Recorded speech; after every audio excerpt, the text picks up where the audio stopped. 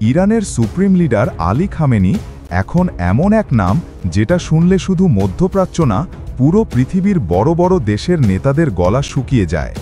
এই মানুষটা এমনভাবে নিজের দেশকে গড়ে তুলেছেন যেন আমেরিকা, ইসরায়েল, এমনকি ইউরোপের অনেক দেশও লাস্ট কয়েকদিন আগের ইরান আর নতুন ইরানকে মেলাতে পারছে না। এক সময় যাকে গরিব আর অভাবের দেশ বলা হতো, আজ সেই ইরান গোটা বিশ্বে দাদাগিরি দেখাতে শুরু করে দিয়েছে। আর তার পেছনে সবচেয়ে বড় হাত খামেনির। আলী খামেনি শুধু একজন ধর্মীয় নেতা নয়, তিনি একজন মাস্টার মাইন্ড প্লেয়ার, যিনি জানেন কোন সময় কোন চাল মারতে হয়। বিগত কয়েক বছরে তিনি ইরানের মিলিটারি, পরমাণু শক্তি এবং এয়ারফোর্স এমনভাবে শক্তিশালী করেছেন যে এখন ইরান আমেরিকার সামনে আঙুল তুলে জবাব দিচ্ছে। মাত্র 5 থেকে 6 দিন আগের ঘটনা ধরুন, ইসরায়েল গোপনে ইরানের একটি পরমাণু গবেষণা স্থাপনায় হামলা চালায়। আগের দিনে হলে হয়তো ইরান কয়েকটা কড়া কথা বলতো আর চুপচাপ থাকত, কিন্তু এই ইরান আর আগের মতো নেই। এবার ইরান সরাসরি ইসরায়েলের ওপর এমন পাল্টা হামলা চালালো যা খোদ আমেরিকাকে পর্যন্ত কাঁপিয়ে দিয়েছে। ইরানের পাল্টা হামলা ছিল নিখুঁত পরিকল্পনায় করা এক ভয়ঙ্কর জবাব। ডজনের পর ডজন ড্রোন আর ব্যালিস্টিক মিসাইল ছোড়া হয় ইসরায়েলের দিকে।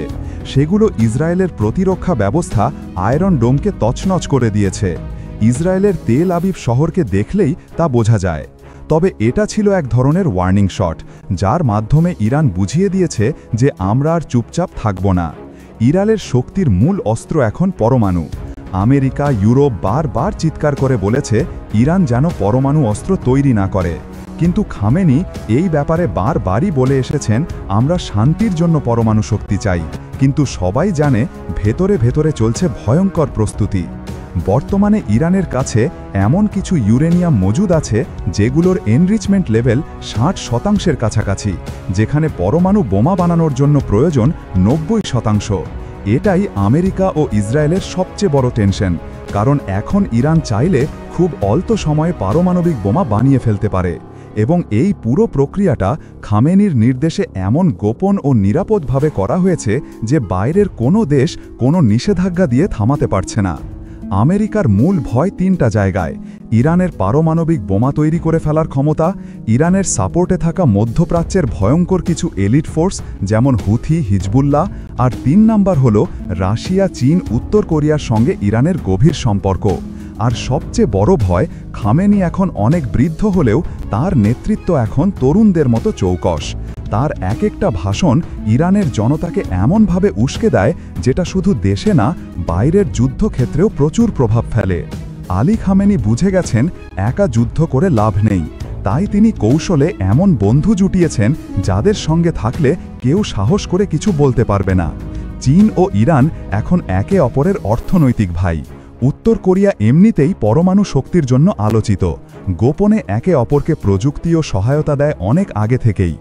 ইরান তাদের সামরিক কৌশলের অন্যতম বড় অস্ত্র হিসেবে ব্যবহার করেছে মাটির নিচের বাংকার আর মাটির নিচে বানানো বিশাল এয়ারবেস, যেখানে শত শত ফাইটার জেট, কমব্যাট হেলিকপ্টার আর ড্রোন রাখা।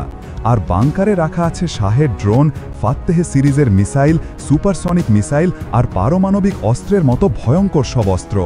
এসব গোপন ঘাঁটি পুরো ইরানে এমনভাবে ছড়িয়ে আছে যেন কোথা থেকে কখন হামলা হবে কেউ আন্দাজও করতে পারবে না।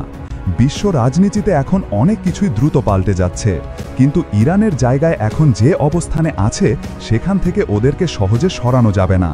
মধ্যপ্রাচ্যের প্রতিটি বড় সিদ্ধান্ত এখন ইরানকে হিসাব করতে হয়।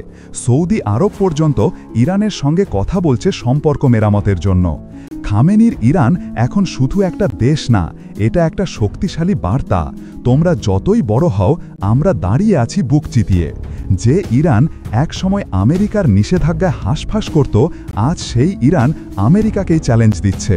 আর এই পরিবর্তনের কারিগর সুপ্রিম লিডার আলী খামেনি।